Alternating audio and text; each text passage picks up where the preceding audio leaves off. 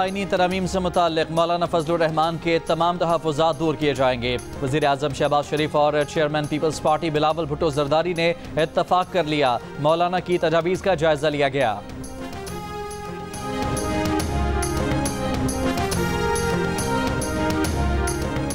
वज़ीर आज़म के मुशीर बराए कानून और इंसाफ बैरिस्टर अकील मलिक ने कहा है कि आईनी तरमीम के लिए हमारे नंबर्स पूरे थे, मगर हम वसी तर मुशावरत चाहते थे।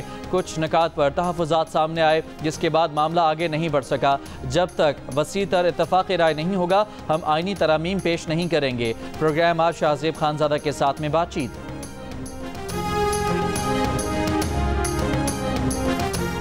पीटीआई रहनुमा बैरिस्टर अली जफर का कहना है कि हुकूमत ने किसी के कहने पर आईनी तरमीम लाने की कोशिश की। हुकूमत से कहा गया था कि वो नंबर अरेंज कर लेंगे, लिहाजा हुकूमत ने किसी के कहने पर फैसला कर लिया कि रातों रात पार्लियामेंट का इजलास बुलाकर आईनी तरमीम मंजूर करा लेंगे। प्रोग्राम कैपिटल टॉक में बातचीत।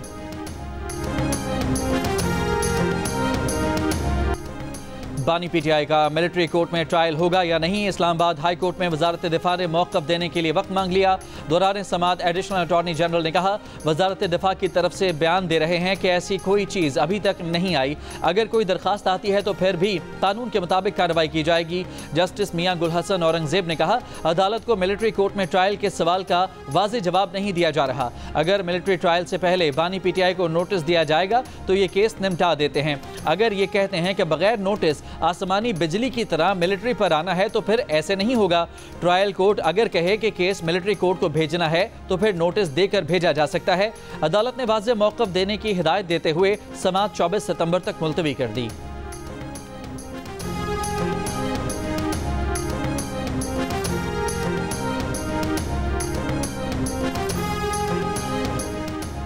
पीटीआई एमएनएज़ की जमानत मंजूर। शेर अफजल मरवत, जैन कुरैशी, आमिर डोगर समेत पीटीआई के गिरफ्तार एमएनएज़ पार्लियामेंट लॉजेस से रहा होने वालों में शेख वकास अकरम, अहमद चट्टा, यूसुफ खान, मौलाना नसीम शाह, आहद शाह और अवैस झक्कड़ शामिल। इंसदाद दहशतगर्दी अदालत इस्लामाबाद ने आज 30-30 हज़ार रुपए के मुचलकों के एवज़ जमानत मंजूर करते हुए गिरफ्तार एमएनएज़ की रिहाई का हुक्म दिया था। पीटीआई के एमएनएज़ को जलसे की ज़ाब्ता अखलाक की खिलाफ वर्जी पर 9 सितंबर को पार्लियामेंट से गिरफ्तार किया गया था। 190 मिलियन पाउंड करप्शन केस में बानी पीटीआई और बुशरा बीबी ने बरियत की दरखास्त मुस्तरद करने का फैसला चैलेंज कर दिया।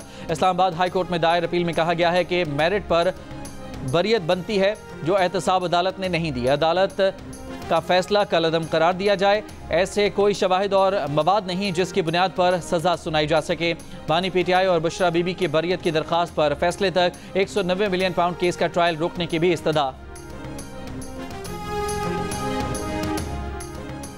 बानी पीटीआई ने कहा कि आईनी तरमीम का मकसद सिर्फ उन्हें जेल में रखना है। अडयाला जेल में मीडिया टॉक करते हुए उन्होंने कहा कि आईनी अदालत इसलिए बनाई जा रही है कि ये लोग सुप्रीम कोर्ट से डरे हुए हैं।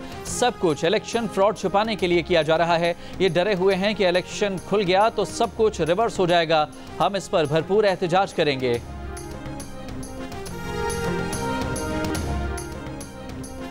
कोयटा के फातिमा जना अस्पताल में ज़ेर इलाज कांगो वायरस का मरीज इंतकाल कर गया। अस्पताल इंतजामिया के मुताबिक 23 साला मरीज का ताल्लुक नवाही इलाके कचलाक से था। 4 रोज़ कबल मरीज में कांगो की तस्दीक हुई थी। बलोचिस्तान में रवा साल कांगो वायरस से इंतकाल करने वालों की तादाद 8 हो गई। पुलिस लाइन्स पेशावर की मस्जिद के खुदकुश धमाके में मतलूब दहशतगर्द गिरफ्तार। पुलिस के मुताबिक गिरफ्तार दहशतगर्द का वर्सक रोड और अड़मर पुलिस पर हमलों में मुलव्वस गिरोह से ताल्लुक है। दोनों हमलों में इस्तेमाल होने वाला असलहा और बारूद की मैचिंग हुई है। पुलिस के मुताबिक मुश्तरका कार्रवाई में गिरफ्तार दहशतगर्द ने दीगर हमलों की भी जिम्मेदारी कबूल की है। 30 जनवरी 2023 के खुदकुश हमले में 72 नमाजी शहीद और 157 जख्मी हुए थे। जैकबाबाद में मुबैना ज्यादती का निशाना बनने वाली खातून पोलियो वर्कर की सिक्योरिटी में गफलत का इल्ज़ाम। सिंध हुकूमत ने डिप्टी कमिश्नर और एसएसपी जैकबाबाद को ओहदों से हटा दिया, नोटिफिकेशन जारी। घोटकी में शहीद सहाफ़ी नसरुल्लाह गिडानी के अहले खाना पर मुसल्लह अफराद का हमला। पुलिस के मुताबिक एसएसपी ऑफिस के करीब किए गए हमले में नसरुल्लाह शहीद के भाई समेत मुतादिद अफराद जख्मी हुए। पुलिस ने फरार होने वाले मुल्ज़मान की तलाश शुरू कर दी। मुतासरीन का वाक़े के खिलाफ कौमी शाहरा पर एहतजाज, ट्रैफिक की रवानी मुतासर। गुजरांवाला के इलाके अल्लामा इकबाल टाउन में मुखालिफिन ने फायरिंग करके घर में सोए 4 अफराद को कत्ल कर दिया। पुलिस के मुताबिक फरीकैन में मकान का तनाज़ा था।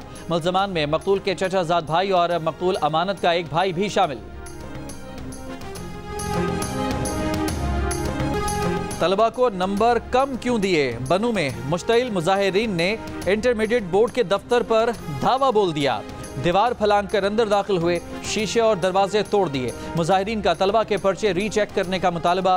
पुलिस मौके पर पहुंच गई। बोर्ड इंतजामिया का कहना है कि हमले में बोर्ड की अमलाक को लाखों रुपए का नुकसान पहुंचा है। कमिश्नर बनू से जुमेरात को मुज़ाकरात की यकीन दहानी पर मुजाहिरीन मुंतशिर हो गए। वज़ीर बल्दियात बलूचिस्तान सरफराज शाकिर डोमकी इंतकाल कर गए। वो फेफड़ों और गुर्दों के आर्जे में मुब्तला थे। 10 रोज से कराची के निजी अस्पताल में ज़ेरे इलाज थे। सरदार सरफराज डोमकी PB 8 सिब्बी से पीपल्स पार्टी के टिकट पर रुकन बलूचिस्तान असम्बली मुंतखब हुए थे। उनकी तदफीन आबाई इलाके लहड़ी में होगी। ईरानी सदर मसूद पेज़ेश्कियान की सऊदी वली अहद मोहम्मद बिन सलमान को दौरा ईरान की दावत। तेहरान में मीडिया से गुफ्तगू में कहा कि सऊदी वली अहद को बाज़ाब्ता दावतनामा दिया गया है। खुद भी जल्द सऊदी अरब का दौरा करेंगे। ईरानी सदर का कहना था कि इस्माइल हनिया के कत्ल से इसराइल ईरान को इलाकाई जंग में घसीटना चाहता था, लेकिन अमन व इस्तेहकाम के लिए खुद को रोका। ताहम ईरान अपने दिफा का हक रखता है। ईरानी सदर ने इसराइल पर हमले में इस्तेमाल होने वाले हाइपरसोनिक बैलिस्टिक मिसाइल यमन के हौसियों को देने की भी तरदीद की।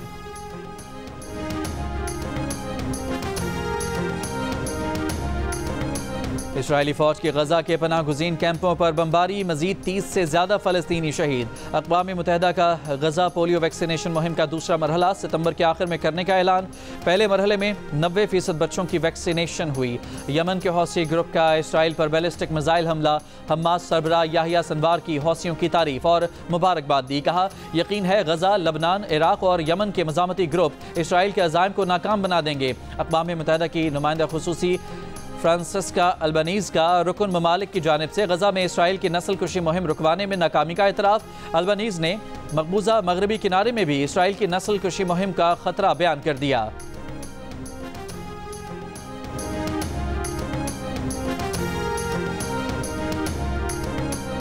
पाकिस्तान फिल्म इंडस्ट्री के हिदायतकार अल्ताफ़ हुसैन 70 साल की उम्र में इंतकाल कर गए। अल्ताफ़ हुसैन ने 80 से ज़ायद फिल्में बनाईं। उन्हें फिल्म साहब जी से ख़ास शोहरत मिली। वज़ीर इत्तलात अता तारड़ का सीनियर हिदायतकार अल्ताफ़ हुसैन के इंतकाल पर इजहार अफसोस। जनूबी वज़ीरिस्तान में वाना के इलाके दरागुंडाई में पुलिस चौकी पर रॉकेटों से हमला। पुलिस की जवाबी फायरिंग, किसी जानी नुकसान की इत्तला नहीं मिली।